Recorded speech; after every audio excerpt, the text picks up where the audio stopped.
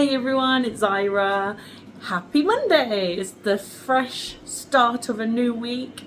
I had a great time on the weekend. On Saturday, we went to my mum's. Actually, rewind. Friday, we went to a comedy show, and that was really good. And we had some chicken before we went there. And then Saturday, my mum made us a lovely roast, and it was goat leg, and then lamb shanks. Absolute heaven. I really enjoyed it so much. And then yesterday we had, what did we have? Oh yeah, we went to this lovely takeaway place. One where you would probably just get food and go, but they did have seats, so we stayed, and we had like mixed grill and kebab meat. I didn't touch any salad, and I haven't touched any salad for over a week now because I do believe that was giving me elbow pain. I haven't had elbow pain since I stopped said salad. Very interesting, eh? And I would recommend reading Toxic Superfoods. It's such a good book. I just love reading it because it's just kind of highlighting the reasons behind not eating vegetables and salad. And how bad it is, how many oxalates are in there. Oxalates are literally poison to the body, and yet everyone eats them, and we're not really meant to be eating them, right? Like a normal amount is like this much, and everyone's eating like bowls of salad, bowls of veg, and it's terrible for you. So I do really enjoy reading that book. There's also this podcast that I was listening to, and it's got Stephen Bartlett, which is a British like entrepreneur. He was actually one of the judges on Dragon's Den. I think he still is actually, but yeah, so he interviews people, kind of like Joe Rogan, you know, like really intelligent people.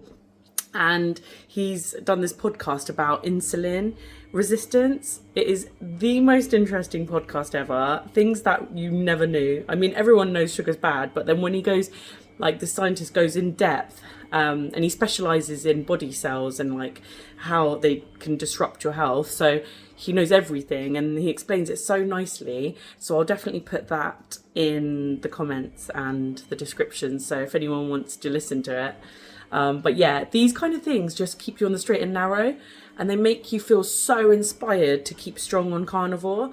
And I really, really needed it because, on the first week of Ramadan, I was being carnivore, but I was having salad a lot.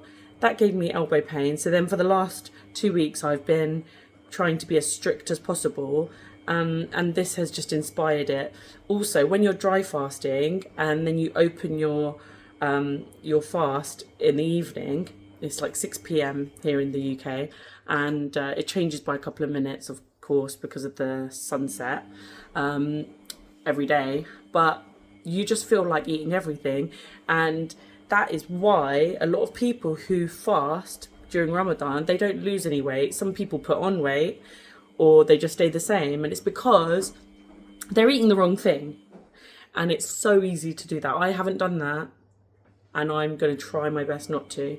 I've done my first ever dry fast. I've done my first ever Ramadan. I feel really accomplished. I'm sticking to carnivore. By the scales, I'm exactly the same weight, so let's see what happens. I'm going to keep sticking to it. All weekend I did dry fast and carnivore, and I'm just going to keep going, keep sticking to it. I feel the best when I'm on carnivore because, since I started last May, it has helped me in so many different ways. In my health, my joint pains, losing 2.5 stone. I just want to lose that 1 more stone.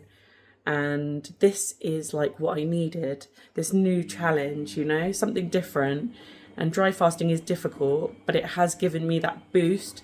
And then listening to these podcasts and whatnot, and reading the book. So I would definitely recommend, if you need a bit of motivation, listen to this podcast. If you have Audible, you can listen to Toxic Superfoods if you don't want to read or haven't got time to read.